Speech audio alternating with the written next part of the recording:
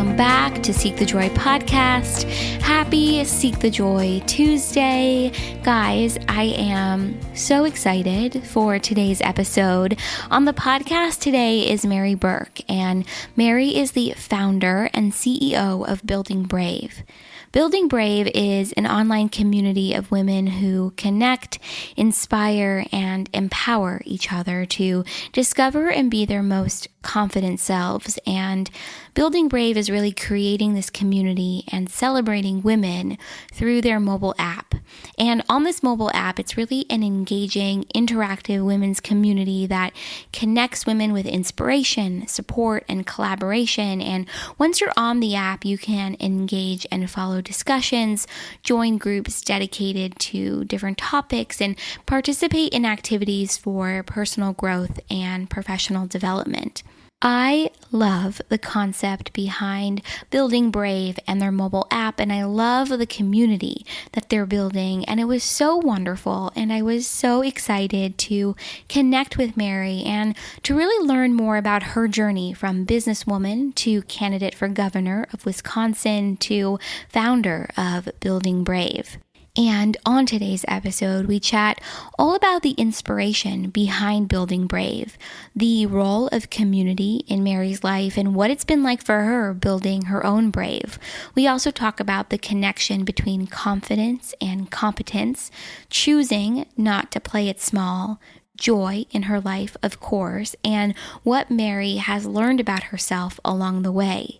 We really cover so much on today's episode, and Mary is so inspiring, and it was such a joy to connect with her. And on a personal note, as a woman who is just beginning her career, it was really wonderful for me to hear Mary reflect on her journey and celebrate the path that she's been on. As always, to learn more about today's episode, head over to the show notes section of the website, seekthejoypodcast.com/show-notes, and everything is right there. You'll really hear it on today's episode too. Mary's run for governor transformed her life, and from that experience, she learned how to build her own Brave, and now she's supporting other women in doing the same. So I hope you enjoy today's episode, and without further ado, here is my conversation with Mary.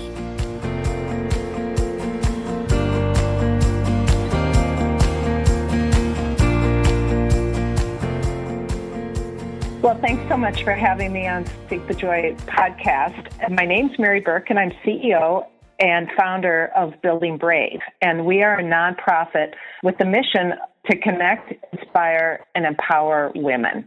And that's pretty much what I do full time, and my history, my background is mainly as a business person. And I grew up wanting to be a business person just like my dad. That's what I was primarily focused on. I read corporate annual reports as a teenager for fun, and yes, I was very, very dedicated to that. My dad was my role model, and he told me that I could be anything as long as I worked hard at it. And so that's what I focused on. And when I was graduating from high school, my teachers shared that the CEO of IBM better watch out. And when I at business school, a classmate of mine described me as that woman who, if it was 200 years ago, would be staking out new territory, fighting off the attackers with a gun in one hand and a baby in the other. And so I was pretty bold and brave and ambitious. And yet what I unconsciously developed was more of a feeling of doubt and questioning myself once I got into the real world. And so by my 40s, when I should have been in the prime of my career, I had pretty much lost my ambition. And what jolted me out of this was a really unlikely run for governor of Wisconsin in 2014. And I think I was as surprised as most people to find myself in this race. And I was as far out of my comfort zone as I could have possibly been. I was a business person and not a politician. And that really changed my life. So that run and what I learned about myself and is what inspired me to start Building Brave. Wow, that's an incredible trajectory, and that's amazing just to have gone, well, first of all, just start off knowing from such a young age exactly what it is that you wanted to do and to have that sort of dedication. And I love the description that your classmate gave you, because I think so many women see themselves that way or want to see themselves that way, but I think society has traditionally, not allowed women to sort of emerge into those roles that we really see ourselves in. And so I really love your trajectory and just the confidence that you've been able to, I guess, really develop for yourself over time. What has the process been like for you creating Building Brave, which really embodies that mission of empowerment and instilling confidence in women? It has been a journey that I didn't expect to be on. And when I was growing up, when I was in business school, even most of my career in business, I thought that we were good as women, that women had blazed the trail before me, and that all I needed to do was to keep my head down and work hard. And if you had asked me about myself, women, confidence, I would have said, hey, I'm good, no problems. And yet, after running for governor, I read the book called The Confidence Code. And what it talked about was the important role that confidence plays in our lives. And in fact, if you think about confidence as being our belief in ourselves and our abilities, and competence being our actual abilities, that in many ways, our confidence is more important than our competence. Mm-hmm. That if you really believe in your ideas, that's more important than even having great ideas. Because if you have great ideas, but you don't have the confidence to share them or to act on them, it doesn't really matter. And then the other thing that the book talked about is how different men and women are in this regard. And so on average for men, their belief in their abilities exceeds their actual abilities. Mm. And unfortunately for women, the exact opposite is true. That on average, our belief in our abilities is lower than our actual abilities. And as I read the book and saw the research and the examples that they gave, I recognized myself in them. So I had never asked for a pay raise. Even though I had had a successful business career, I felt when people offered me a certain pay that seemed fair. I'm sure that they know my worth. Okay. And then going after jobs, the research shows that for women on average, we read every single desired qualification in a job posting. And if there's just one or two boxes we don't check, we think we're not qualified and we won't go after it. Mm. And yet for men, if they check roughly half the boxes, they think, oh, I'm totally qualified. I can definitely nail this job. And they go after it. And what's even more surprising is I shared this research with a guy that I know, and he said to me, well, Mary, I don't even read the desired qualifications. and I thought to myself, what an idiot. But then a couple of weeks later, another guy said the exact same thing to me. And the light went off.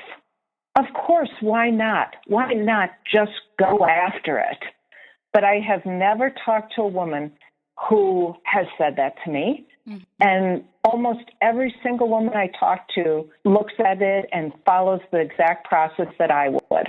Read the desired qualifications, make sure we meet them all, and only then do we think that we're qualified.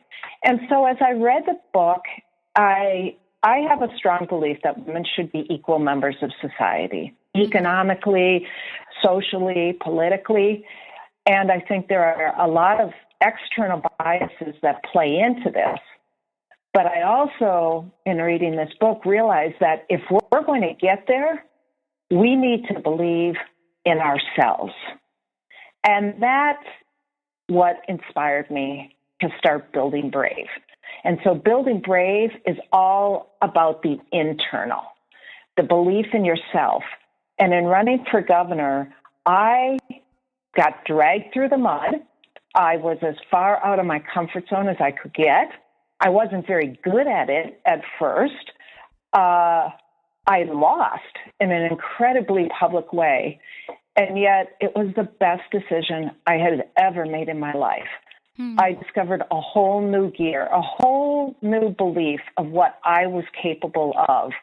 And yet I could never have gotten there without a community that recognized a governor in me before I recognized it in myself, a community that frankly dragged me out of my comfort zone and encouraged me to run, a community that was there for the entire 13 months, encouraging me, supporting me, and when I got knocked down, helped me right back up, and a community that was there when I came up short, when I failed, that was still there for me. And I believe that every woman deserves that type of community. And I recognize and I feel very passionately that women will thrive when they have that type of community, when women are supporting women, and that we're born confident, but we receive messages, most of us throughout our lives, from the time we pop out of the womb, that start to undermine our belief in ourselves, that encourage us to play smaller because we'll feel subconsciously we'll be better liked and more accepted. And so that's why we need this community, because there's a lot of other messages we receive that undermine that belief in ourselves. It really sounds to me that this run for governor of Wisconsin obviously really pushed you outside of your comfort zone, but I think to me at least, it sounds like it really forced you to face maybe aspects of the beliefs that you've had about yourself that maybe, you've latched onto your whole life, but in fact are so wrong and so not true. And a lot of women struggle with this. Maybe it's feelings of self-doubt, or I know for me in my life, I've had the fear of starting something new. And that goes back to a fear of rejection and a fear of judgment. And for you, what was the experience like, or what is it still like for you to sort of push past those fears and those self-doubts to really put yourself out there and stop playing small? I still deal with them every day, but what I learned in the campaign was how to push past them, how not to let them define me. And the day I will never forget, more so I think than any other day, was my first press conference. And it was the day after I announced. And it was a little park in downtown Milwaukee called Cathedral Square. And as we drove up, I was on the phone with my communications director, Joe, who was in the park. And I was saying to him, Joe, 5 questions. That's it. Cut them off. Do not leave me hanging out there. Because I realized that every question that the press asked was one more question that I might screw up on. And that would be Wisconsin's first impression of Mary Burke on their nightly news.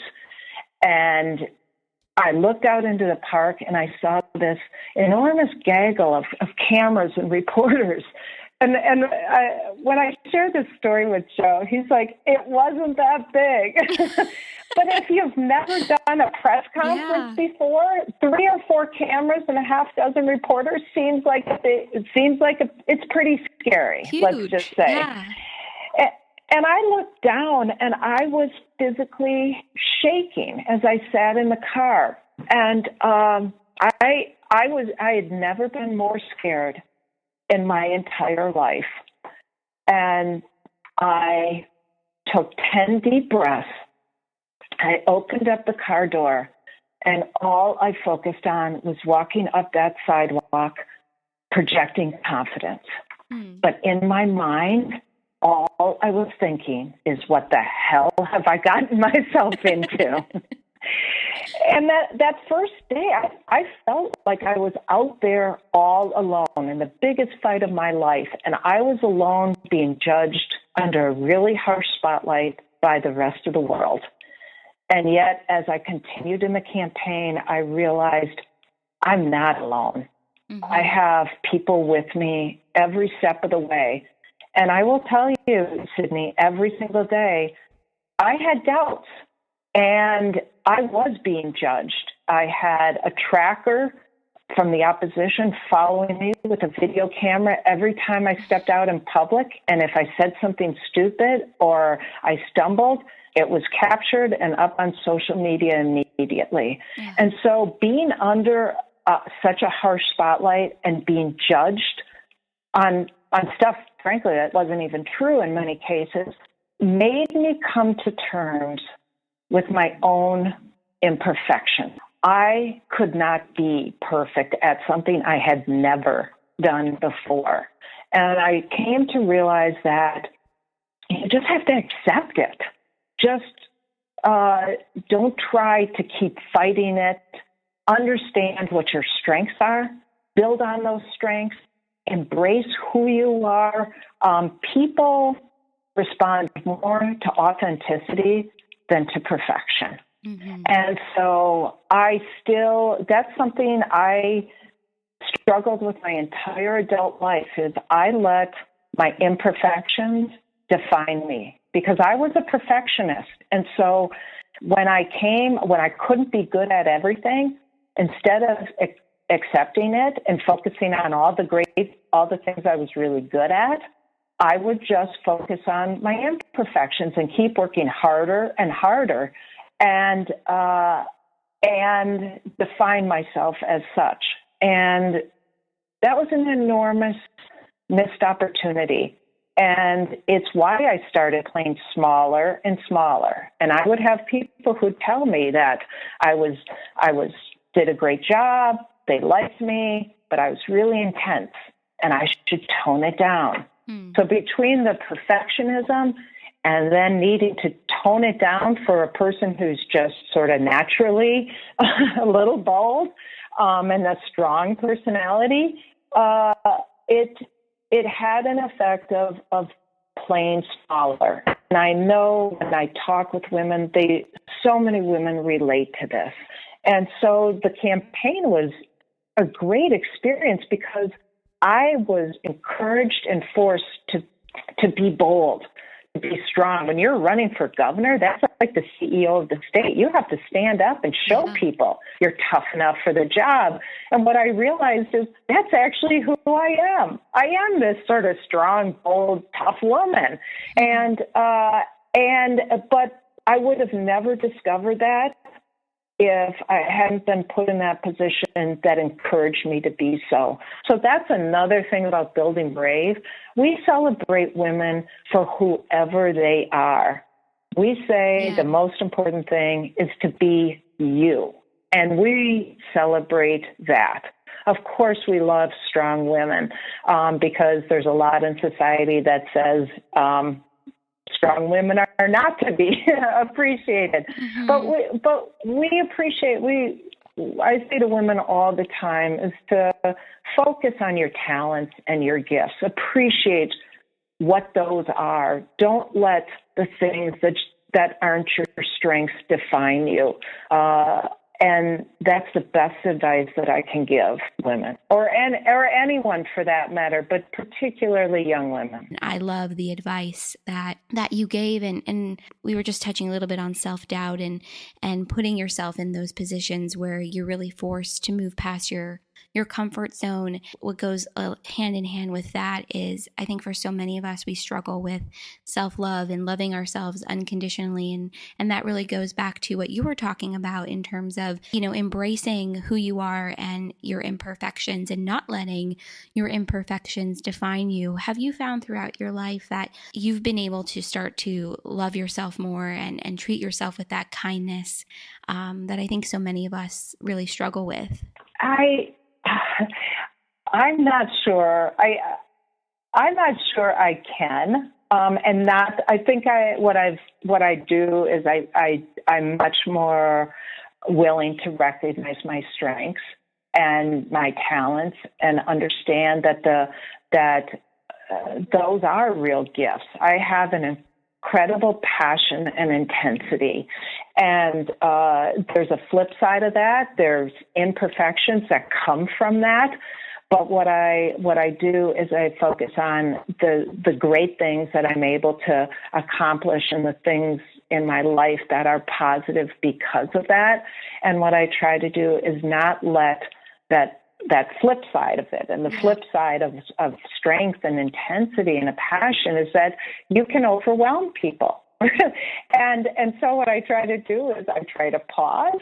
I try to make sure that the people that I work with understand that I am aware of that and they're strong enough and feel confident enough and secure enough in their positions that they can say, "Hey, Mary, hold on," right? Like, and do that. And so, but I think I will struggle with the doubt. I'm okay with. I have a way of dealing with that. I imagine it as a person. And that person is always going to be there whenever something's uncertain or isn't something that I've done before. And I just almost recognize it. And I think of it as that sort of annoying relative that is at every family gathering. And whenever you talk to them, there's just something that they're like the negativity can just overwhelm you and bring you down and make you doubt yourself. And so after a few of those conversations, you don't go there, right? You find other people to talk to. And so that's doubt to me. Doubt is going to be there. They're going to be in the room, but it doesn't mean I have to engage with it. Right. And so basically I go and I find other positive voices. And I had to do that during the campaign. The negative voices were always there. And they were more about where those people were coming from than about myself. And I learned how to turn to the positive and to listen to those voices. And I think we have to constantly do that. I'm not sure you ever get over it. If someone doesn't believe that you can just not experience doubt or just close the door to fear or all of those things, those are just emotions and reactions that our human nature has built up. I think the key is to recognize them and not let them define you or hold you back. Oh, I couldn't agree more. And I love how you touched on, you look at it as if it's a person and it's someone who, you don't want to keep spending time with and calling. And it just reminds me so much of this importance of surrounding yourself with good and positive people who are there to support you and you support them too, which in my mind takes me right back to the whole premise behind Building Brave. And you really created this amazing community, and I've been following along and really enjoy the messages that you are putting out there in terms of empowerment and encouraging us to be brave and confident and true to who we are. And who do you think has inspired you the most in your community that you've built for yourself really throughout your life? I'm lucky to have so many people in my community, and I'm not sure I would name one. I've come to appreciate community, and it has taken me a while. I was brought up, I really feel, to be independent, to not ask for help. And I think I prided myself on my independence, and it took the campaign, because no one can run for governor on their own. You depend on people to volunteer for you, obviously to vote for you, to give you money. I mean, it takes thousands and thousands of people. And for the first time, I really recognized and felt very, very deeply the power of interdependence. Of relying on others, of recognizing that how I feel is very tied in to other people. And so whether it's who I look to for inspiration or encouragement. All of those things are tied in, and it could be a book I read. It could be a quote that I read from someone. It could be someone sharing with me how Building Brave has impacted their life, or I do quite a bit of public speaking, how a story that I've shared on my own has inspired or helped them in some way. And so that it's the smaller things that mean a lot to me. And so I'm so glad to be on your podcast. We've started a podcast called 52 Brave Conversations. It's really fun to talk with women who are willing to share their stories of the struggle behind their success. And that's what's inspiring to us. Not only the success, but also that for many women, they experience just what we experience. And yet they push through, they overcome, they don't do it alone. They rely on community and a strong support squad. And so that's why Building Brave and the fact that we've decided to do this through a mobile app and that we collaborate with organizations that already reach women in a way where they can have their own private communities within the Building Brave community. So they have a digital platform in which they can broaden and deepen their own impact. My belief is that this isn't about one person or one organization. This is about how we connect with each other and understand that inspiration and empowerment doesn't come from one place. It should be something that we're open to and we seek out and we give every single day. I love all of that. And I love how you have really drawn on your own experiences in your life and how you've really built up, I guess you could say, you're brave and your confidence, and you're really now sharing it with other women and supporting other women and really doing the same. And I love the concept of the mobile app and the conversation series that you started, because you're right. It really is about learning from other women and their experiences, and how did you get to where you are today, and what lessons, can we draw from other women's experiences. And it's because so much of it is about empowerment. How would you define empowerment? It's a great question. And for a long time, I didn't like using the word empowerment when it came to women, because I felt it could be looked at as women needing someone else to give that to them. And I never wanted to say that Building Brave believes women need to or that we believe women lack anything. Right. And so the way I look at it is that empowerment comes from a belief in ourselves and our worth. If you believe in yourself and your worth, then you're not relying on other people to validate you. The minute that you rely on others, you're giving them the power. And so the empowerment is, and that's what Building Brave is about. It's about that internal belief in yourself and your abilities. And not the beat your chest, I'm the greatest. That's not true confidence. True confidence is believing in yourself with your imperfection, understanding that's what it means to be a whole person, but then not letting those imperfections define you or hold you back. And that's, to me, what true empowerment means. Oh, wow. I don't think I've ever heard anyone define it that way, but I love that. And I love how it's the emphasis on really coming from the space within yourself, as opposed to looking to the external. And that's just a really powerful message, I think, for so many of us, because you're right. I think too often we do get that message that it has to come from the outside as opposed to the inside. But I think more of us are learning as time goes on that empowerment really comes from within. It does. And I'll add, Sydney, that I say this every time, that every time I speak, I say that believing in yourself is a superpower, but none of us get there alone. So there is that interdependence with the external, because we do receive a lot of messages every single day that tell us we're not enough.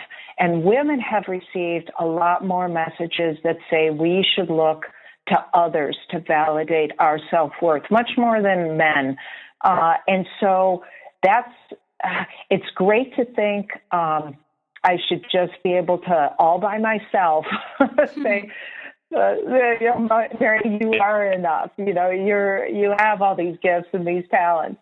But I will tell you, it still takes it takes that external reminders, and that's why Building Brave exists, because we do need that. If we're thinking that we can just be in our own heads and convince ourselves, I know I can't do it, and yet it was just that positive encouragement. And in our Building Brave office, I'm learning more and more about how important it is to surround yourself with people who believe in you, who are there to support you, and that you do feel empowered, right? I mean, it just can light that flame inside of you. And so one of our staff people here, I had said, what do you need? What do you need to be successful? Because I know she has all the skills, the mindset, the energy, the passion, all of that. And she said to me, well, I need positive affirmation. And I said, okay. And I realized I'm not great at giving that. It's just not how I was brought up. And yet I wanted to do better on it. And so I said, how often? And I said, is once a week okay? And we laugh about this all the time. And she said, yeah, once a week would be fine. So I put a reminder in my calendar. I get a notification, and it just reminds me to pause and to say, you know what? Am I giving enough positive affirmation to others, those that I work with? And that it takes about 10 seconds, and yet it can mean the world. And so I think that's also what Building Brave is about. It's being honest about and vulnerable in some things, to say, hey, what do we need, and not being feeling like we have to be everything, without recognizing that support and encouragement helps us be our best selves. Yeah. How has the process been like, stepping more into that vulnerability and being authentically who you are? Well, the campaign, it was a little difficult because you did have to go out there every single day and try to be as perfect and as capable as you could be. And if you have been a perfectionist most of your life, you can never be good enough. I mean, every interview I did, every speech I gave, I reviewed it in my mind and could repeat all the points of, I should have said this. Why didn't I say this? I stumbled on those words. And you can just beat yourself up all around that. But it is, you do come to terms with it, because it's just it's such a high bar that there's almost nothing that you could do I couldn't do to get to that level, and especially in losing. So I think I almost had to lose to get to the point of accepting my imperfections, and but at the same time recognizing that that's the flip side of my true gifts. And I do still try to change my bad habits, or improve on the things that I could improve on. But what I no longer do is tone it down or try to conform to what I think others think I should be, or some image that society creates for women.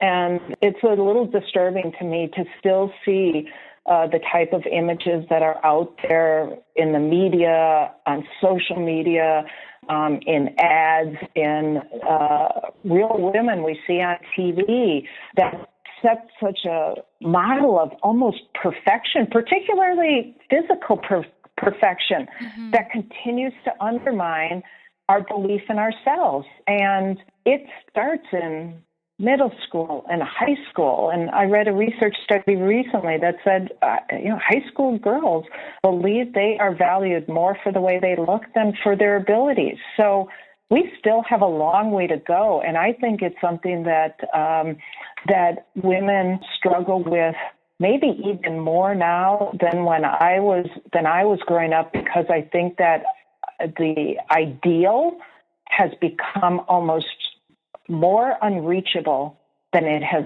ever been. Because not only is there the physical ideal, but now it's being the perfect mom and being the career woman and doing triathlons or, all of these things. And I look and I just think there's absolutely no way. And I think what's being put out there is undermining more so now our belief in ourselves than it was 25 years ago. So when we think about women's belief in themselves, that empowerment, even as we achieve more and more, I think in some ways it's getting further and further away.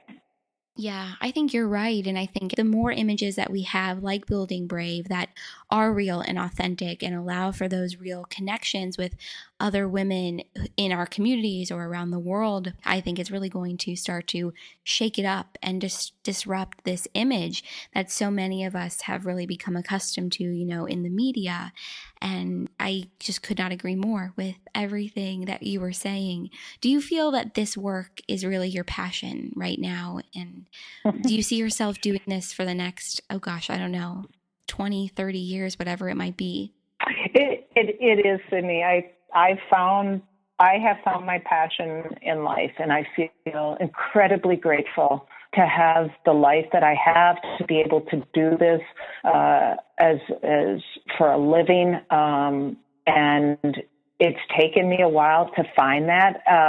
I was so focused growing up on being a business person, just like my dad, and yet I think all along I was there's a term like wearing his face, right? I had adopted what I thought, and I'm glad that I pursued that. It helped me. I've gained incredible skills that helped me with Building Brave and everything else. But my vision for Building Brave is that we're a global online community of 10 million women who are connecting, inspiring, and empowering each other. And people ask me all the time, well, wow, 10 million. Like, when do you think you'll get there? And I said, I don't know. It could take the rest of my life, or, maybe tomorrow Oprah downloads the app and tweets about it, and it could be next year. But, that's, you have to, I think when you find your passion, you can do things for the value of the work itself. And that's the satisfaction. And we have a lot of external ways of measuring ourselves these days, and whether it's our dress size, or it's how much money we make, or how many friends we have on social media, or how many likes we get, those things, you will never, ever achieve happiness through them. And so I feel incredibly grateful to have found the work that I do every single day, that I never get tired of, that is about connecting, inspiring, and empowering women, and doing that for the value of that work. I care more about hearing a story of a woman who told me that she left an abusive relationship after encouragement and support from the Building Brave community, or a woman who had been on the fence about starting her own business and just took that leap and could not be more happy. That's worth more than downloads or followers on social media or whatever. I mean, that's the true value of our work. I love that. And I love that this is your passion. And what really strikes me is the fact that the journey to get here may have not been predictable or what someone else, what society might think is the way to get here. And I just find it so interesting too how maybe moments in your life that someone else might consider to be a setback. These are really the moments that propel you to where you're going to go and what you're supposed to do and where your passions really lie. And I really relate to that and with my own life. And I know so many people who are listening are going to really feel inspired by that too, because I think it really just goes to show, where your path is right now. It could change in a year and it can change if you want it to. And you can really start to find what lights you up and fills you up and the work that inspires you. It's so true, Sydney. And I think you said it so well. And it is, you have to take that step, though, right? Uncertainty is going to be uncomfortable, right? That outside of our comfort zone is this uncertainty. But beyond that door of uncertainty, that's where this whole world of possibilities lies. And never be dissuaded by one door closing, because that, in many cases, means another door opens. And sometimes when we're in our space, we stay in a comfortable space. That's that comfort zone. And in many cases, we have to be pushed out of it. Whether it could be being fired from a job, and yet it was the best thing that happened. I don't know how many stories you hear, these great stories about people who were fired from jobs who go on to start successful companies, but they would have never done it. And so I have, whenever I start to feel like maybe something bad happened, and I feel like I've had a setback, I go to this place that I call my silver linings journal. And it's all of the things where when it looked really bleak, that great things came out of it. And so whenever I get to that place where I might get down about something not going well, or I go right to that journal, and it reminds me that there is so much that comes out of what can otherwise look like a failure or a setback. And sometimes that's when there is the greatest amount of growth, and that's life. And so it helps build up that resilience that doesn't let the setbacks knock us down. And given that I'm 6 generations of my family have lived in Wisconsin, I am one super proud cheesehead. And the great Green Bay Packers coach, Vince Lombardi, once said, "It's not whether you get knocked down, it's whether you get up." And that going to that silver linings journal helps me every single time just get back up. Oh, I love that. And I think so many people could really use a journal like that in their lives. Right now, where you're at with your life and you have so much going on with building this new community and the work that you're doing, how do you find joy? From the people around me and the work that I'm able to do. And this is the life I lead. I don't lead a balanced life by most people's definition of it. But I'm also lucky that what I do for a living is what my passion is. And so I'm a person who puts 110% into what I'm doing. That's the type of life I lead. I've never been married. I don't have kids. I have great family and nieces and nephews and friends, but it does allow me to put a lot of energy into what I am involved in. And so that's where I find a lot of joy. I also have 2 yellow labs, Rosie and Gemma, which I find a lot of joy in them. But I realize that joy is it's not always about finding joy.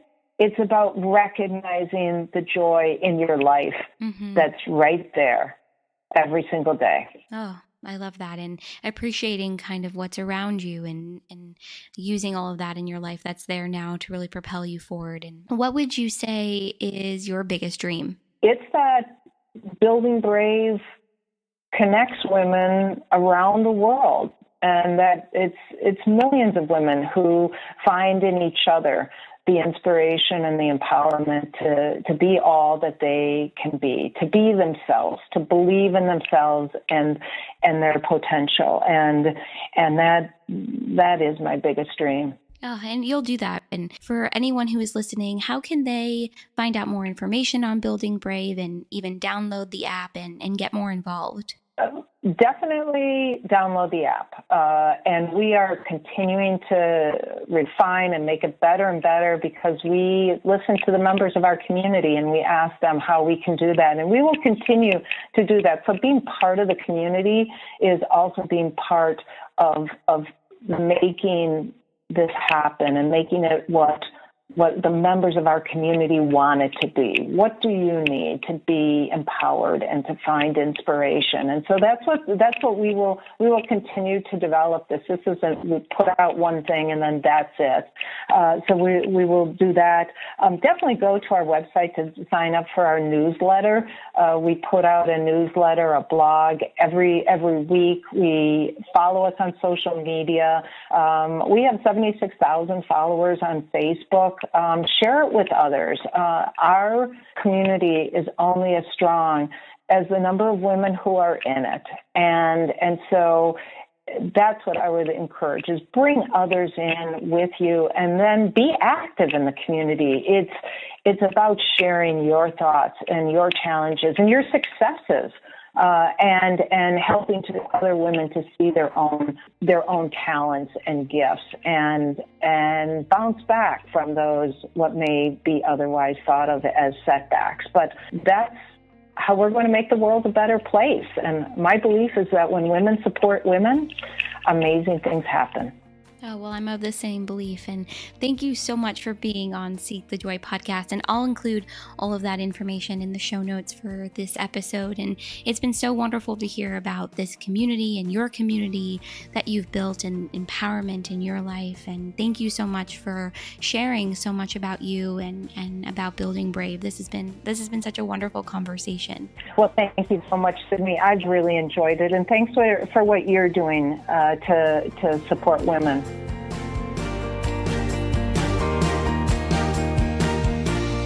Hey guys, thank you so much for listening to today's episode with Mary Burke of Building Brave. I learned so much from this conversation, and honestly, as I was editing it and listening, I was making notes on some of the things that Mary said because I just think there are so many great nuggets of information and life lessons from what she had to share that we can all really take with us moving forward.